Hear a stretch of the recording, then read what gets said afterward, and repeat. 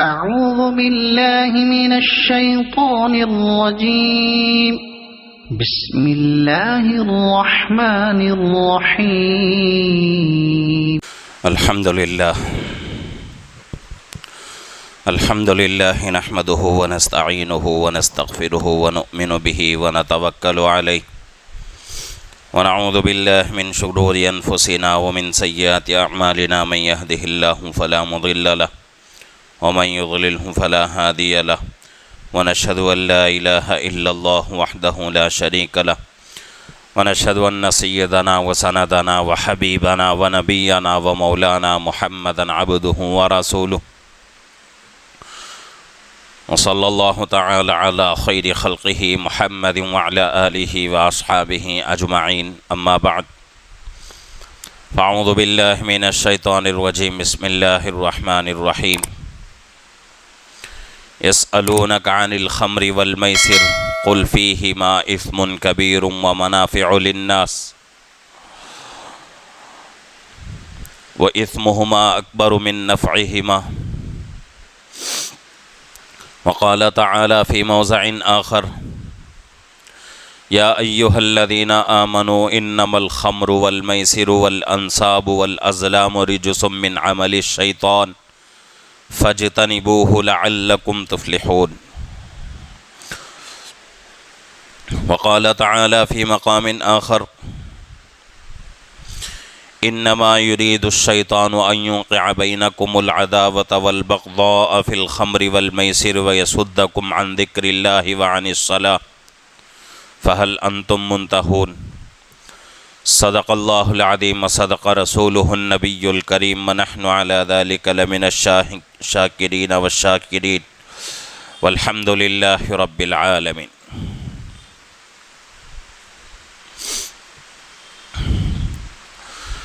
محترم معزز بزرگ اور عزیز دوستو،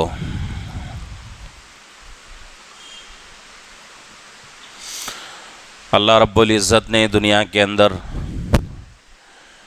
جتنی چیزیں بنائی ہیں، چاہے وہ کھانے پینے کی چیزیں ہوں یا وہ پہننے کی چیزیں ہوں یا زندگی میں کسی بھی طرح فائدہ اٹھانے والی ہو، ہر چیز اللہ رب العزت نے انسان کے لیے پیدا فرمایا ہے، انسان کے فائدے کے لیے اللہ نے پیدا فرمایا ہے۔ کائنات میں بہت ساری چیزیں ہم کو نظر آتی ہیں، اور وہ بہت ساری چیزیں وہ ہیں جو ہمیں نظر بھی نہیں آتی۔ نظر آنے والی چیزوں میں بھی انسان کے لیے فائدہ ہے، نظر نہیں آنے والی چیزوں میں بھی انسان کے لیے فائدہ ہے، اور کچھ چیزیں وہ ہیں جن میں انسان کے لیے نقصان ہے، چاہے وہ نظر آنے والی چیزیں ہوں یا نظر نہیں آنے والی چیزیں ہوں، دونوں بھی چیزیں ہیں۔ کچھ چیزوں میں فائدہ ہے اور کچھ چیزوں میں نقصان ہے، اور جس چیز میں فائدہ ہے، جن چیزوں میں انسان کے لیے فائدہ ہے، اور وہ فائدہ چاہے دنیا کا ہو یا آخرت کا ہو، اللہ رب العزت نے ان چیزوں کو حلال کر دیا ہے، اور جن چیزوں میں انسان کے لیے نقصان ہے، چاہے وہ نقصان دنیا کا ہو یا آخرت کا ہو، ان چیزوں کو اللہ نے حرام قرار دیا ہے۔ اس پہ تو ہمیں بات سمجھ میں آتی ہے کہ بھئی جو چیز انسان کے لیے فائدہ دیتی ہے وہ انسان کے لیے حلال ہے، جو چیز انسان کے لیے فائدہ نہیں دیتی، انسان کے لیے نقصان ہے، وہ چیز حرام ہے۔ لیکن ان حلال اور حرام چیزوں کے بیچ میں کچھ چیزیں ایسی ہیں جس میں انسان کے لیے فائدہ بھی ہے اور نقصان بھی ہے۔ ان چیزوں میں سے کچھ چیزیں ایسی ہیں جن کو اللہ نے حرام قرار دیا ہے۔ کھانے پینے کی چیزوں میں، پہننے کی چیزوں میں، جیسا کہ شراب ہے، اس میں انسان کا نقصان ہے، فائدہ بہت کم ہے۔ تو اللہ نے حرام قرار دے دیا۔ اسی طریقے سے ریشم کا کپڑا ہے، فائدہ ہے، لیکن اللہ رب العزت نے مرد کے لیے حرام قرار دے دیا، عورتوں کے لیے جائز، مردوں کے لیے جائز نہیں۔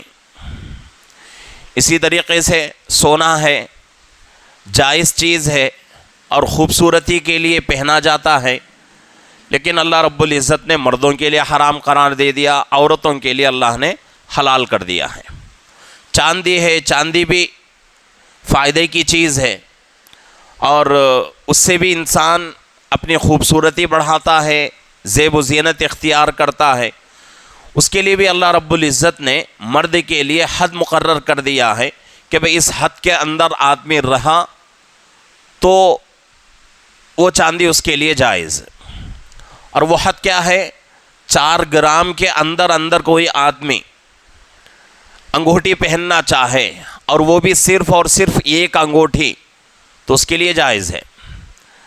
اگر کوئی بندہ 4 گرام کی کوئی چاندی کی چین پہننا چاہے گلے میں یا اپنے ہاتھ میں، جائز نہیں۔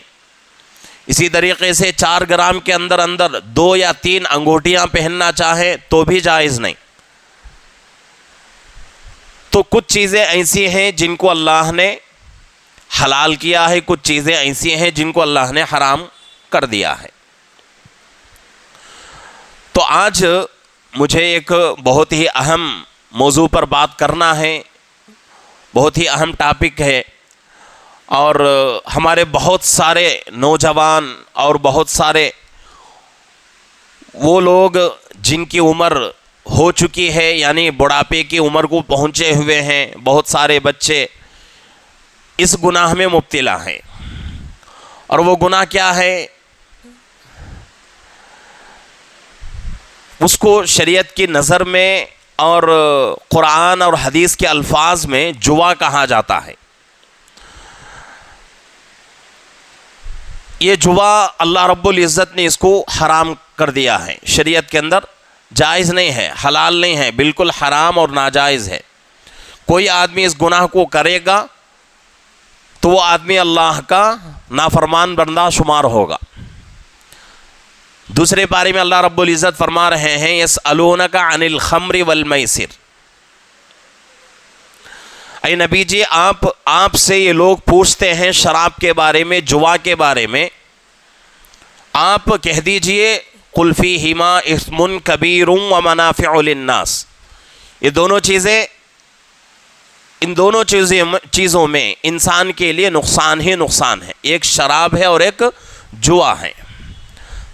آگے فرمایا جا رہا ہے ومنافع للناس، فائدہ بھی ہے ان چیزوں میں، فائدہ بھی ہے لیکن فائدہ بہت کم ہے۔ وَإِثْمُهُمَا أَكْبَرُ مِن نَفْعِهِمَا، یعنی کہ فائدہ جو مل رہا ہے انسان کو ان چیزوں سے، وہ فائدہ بہت چھوٹا، اور اس کے مقابلے میں جو نقصان آ رہا ہے وہ نقصان بہت بڑا ہے۔ تو اسی لیے اللہ رب العزت نے ان چیزوں کو حرام کر دیا ہے۔ شراب شریعت کے اندر حرام ہے، اور اسی طریقے سے جوا بھی شریعت کے اندر حرام ہے۔ جوا کس کو کہتے ہیں؟ آج کے زمانے میں ہر وہ چیز جس میں ایک کا نقصان ہو جائے اور ایک کا فائدہ ہو جائے، اس کو جوا کہا جاتا ہے۔ آسان لفظوں میں، 2 پارٹیوں میں سے ایک پارٹی کا نقصان ہو جائے اور ایک پارٹی کا فائدہ ہی فائدہ ہو جائے تو اس کو قرآن اور حدیث کے الفاظ میں جوا کہا جاتا ہے۔ اور کچھ چیزیں وہ ہیں جو کہ ایک کا فائدہ ہی فائدہ ہوتا ہے، دوسری پارٹی کا نقصان کچھ نہیں ہوتا۔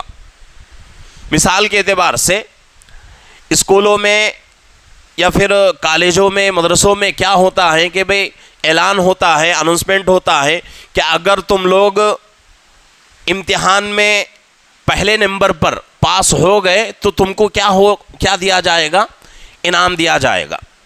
اور بچے محنت کرتے ہیں، محنت کر کے کچھ بچے ایسے ہوتے ہیں جو پہلی رینک پر آتے ہیں، پہلی رینک پر آنے والوں کو انعام دیا جاتا ہے، پرائز دیا جاتا ہے۔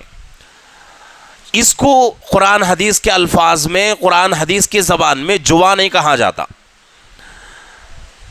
بلکہ اس میں یہ ہو رہا ہے کہ بھئی جو کامیاب ہو رہا ہے، جو پاس ہو رہا ہے، اس کا فائدہ ہی فائدہ ہے، اور جو کامیاب نہیں ہو رہا ہے اس کا کچھ بھی نقصان نہیں ہو رہا ہے۔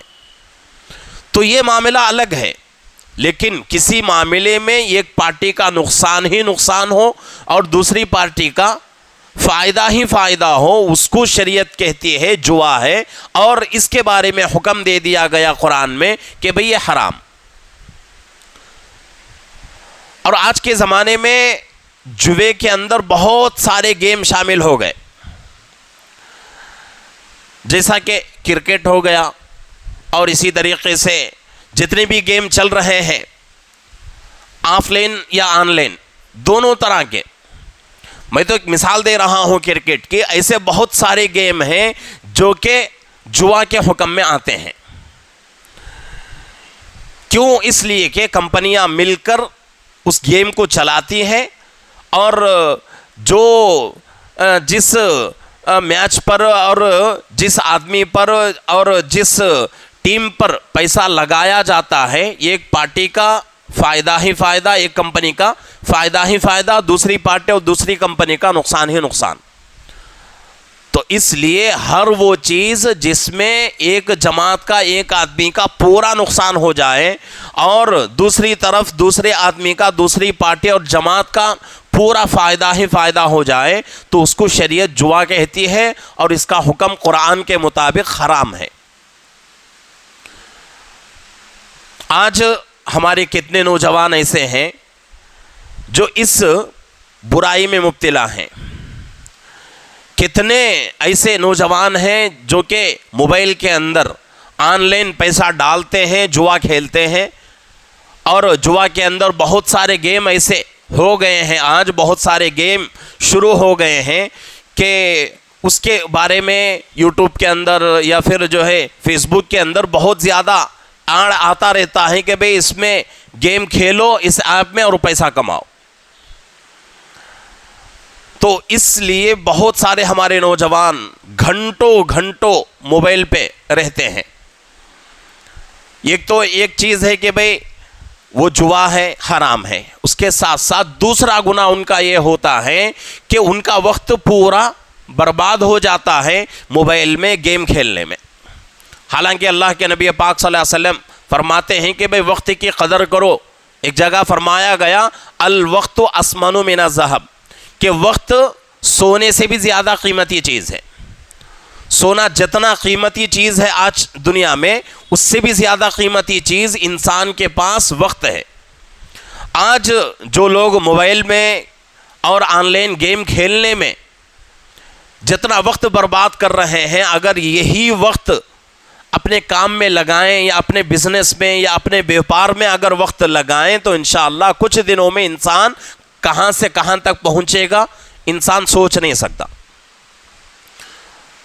آج عمومی اعتبار سے لوگوں کا ذہن، لوگوں کی طبیعتیں کیسی ہوتی جا رہی ہیں کہ بہت سارے لوگ سوچتے ہیں کہ بھئی محنت نہ کرنا پڑے اور پیسہ ہمارے پاس آتا ہی رہے۔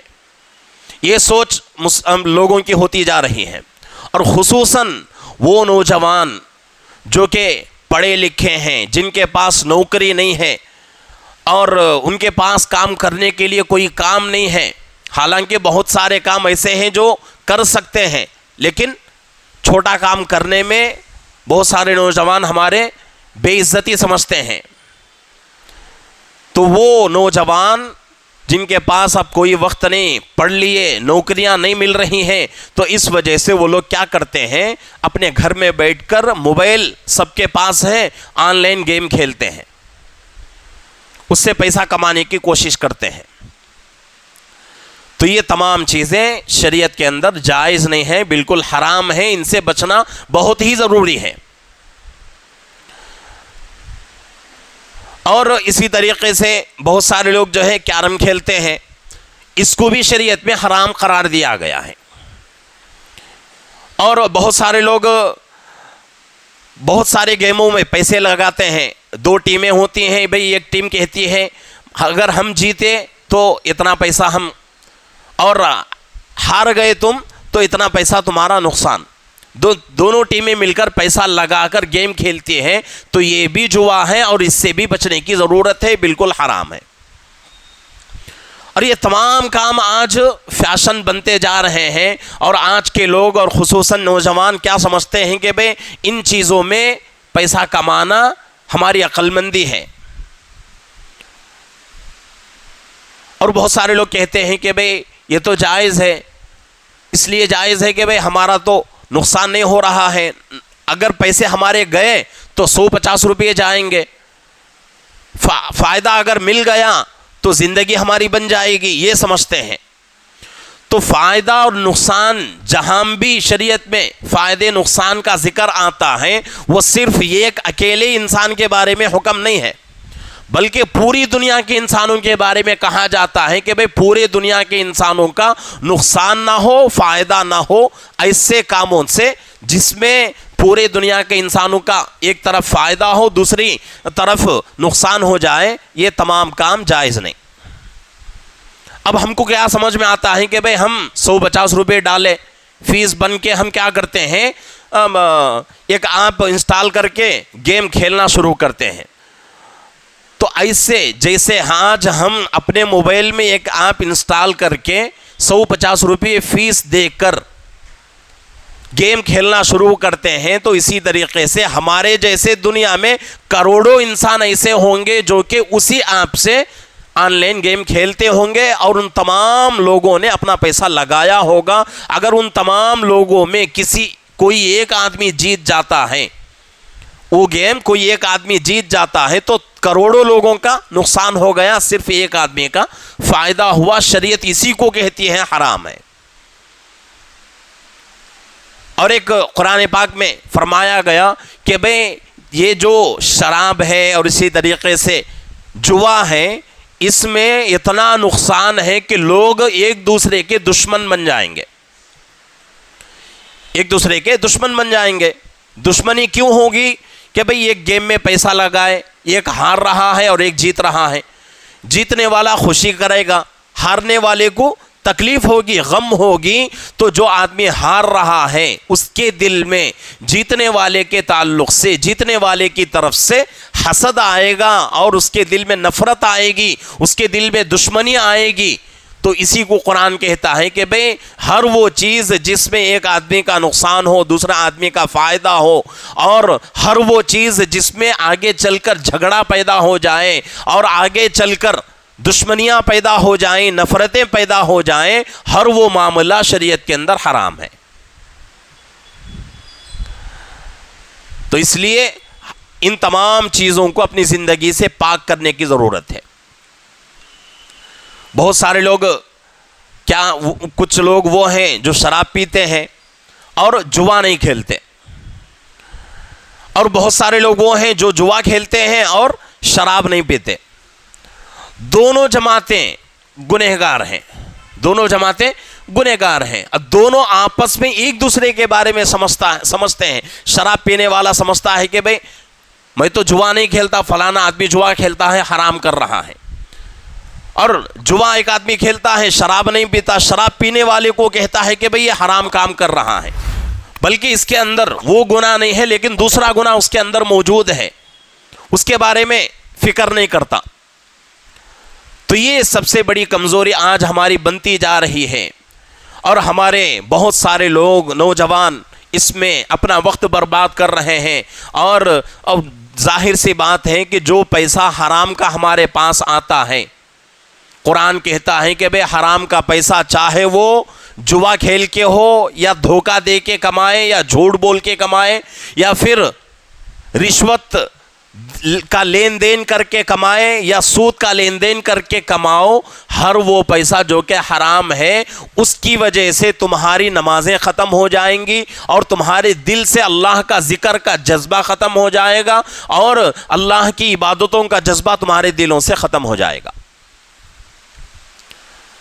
اسی لیے حدیث پاک میں فرمایا گیا کہ حرام کا ایک لقمہ جس کے پیٹ میں جاتا ہے, اس ایک لقمے کی وجہ سے 40 دن اس کی نمازوں کی برکت ختم ہو جاتی ہے, 40 دن اللہ اس کی نمازیں قبول نہیں کرتے.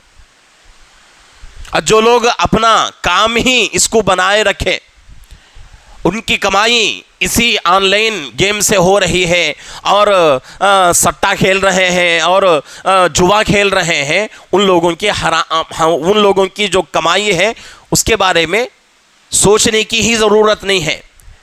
حدیث ایک لقمے کے بارے میں کہتی ہے، لیکن یہاں ہمارا پوری کمائی ہماری حرام ہو تو ایسے وقت میں ہم کو نماز پڑھنے کا شوق کہاں سے آئے گا؟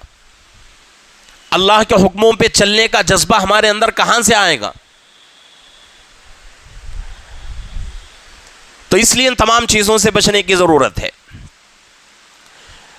دیوبند کا مدرسہ مشہور مدرسہ ہے، اس کے بارے میں تاریخ میں لکھا ہوا ہے، کتابوں میں لکھا ہوا ہے کہ مدرسے کو شروع کرنے والوں میں کچھ بڑے بڑے بزرگان دین تھے، اس میں سے ایک حاجی عابد صاحب رحمۃ اللہ علیہ، عالم نہیں تھے لیکن عالموں کے ساتھ تھے۔ اس زمانے میں مدرسہ انہوں نے شروع کیا تو حضرت عابد صاحب رحمۃ اللہ علیہ، حاجی عابد صاحب رحمۃ اللہ علیہ بہت بڑے اللہ والے تھے۔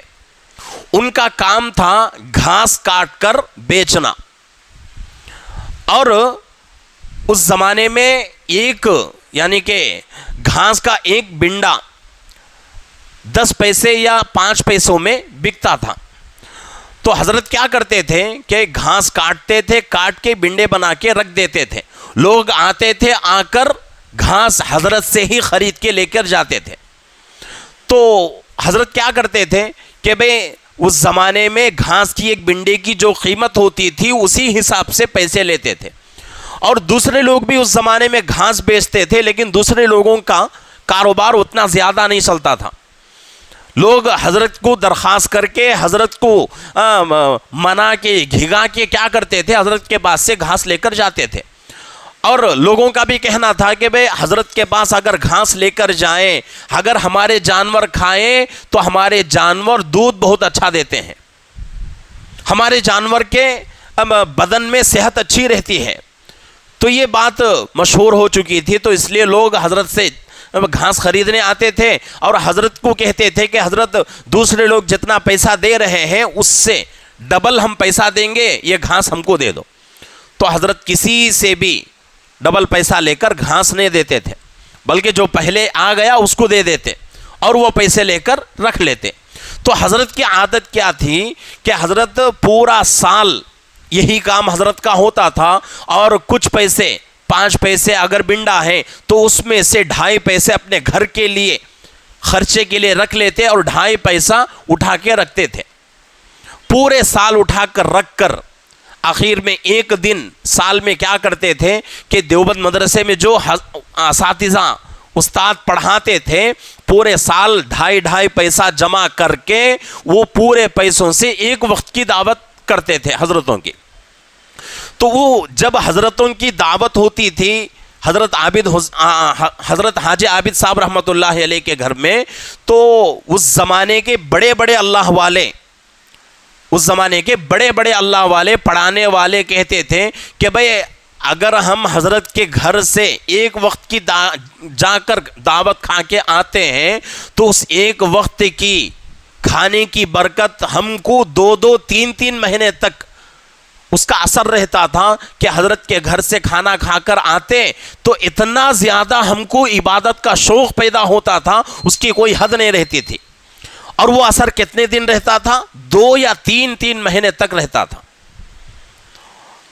اور یہ اثر کیوں؟ اس وجہ سے کہ بالکل حلال کمائی تھی، حلال کمانا تھا حضرت کا، حلال روزی تھی، تو اس لیے ان کا پیسہ جو بھی کھاتے تھے ان کے زندگی میں تبدیلی آتی تھی اور ان کے اندر اللہ کی عبادتوں کا شوق پیدا ہوتا تھا۔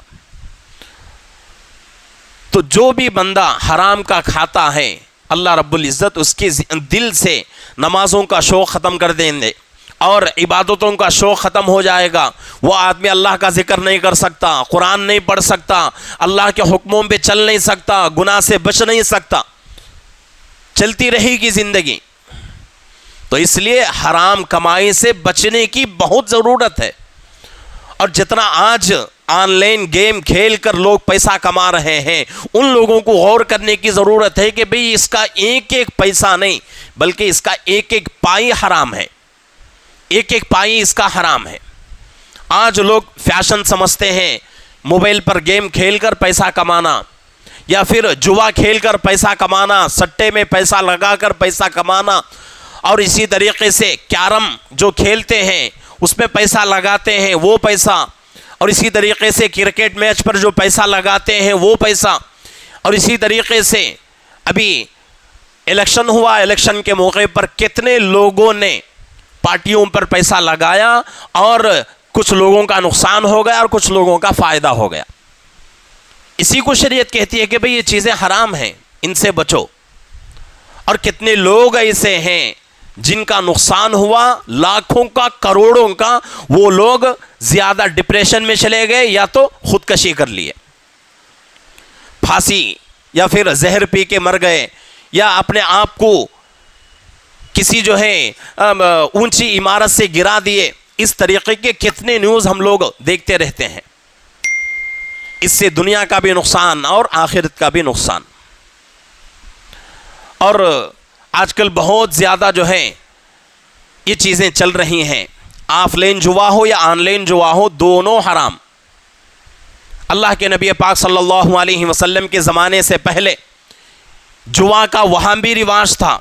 کیسا رواج تھا؟ ابھی اللہ کے نبی کو اللہ نے نبی نہیں بنایا، جاہلیت کا زمانہ تھا۔ لوگ کیا کرتے تھے؟ اونٹ کو ذبح کرتے تھے، اونٹ کو ذبح کر کے حصے ڈال لیتے کہ بھئی اتنے آدمی ہیں اتنے حصے۔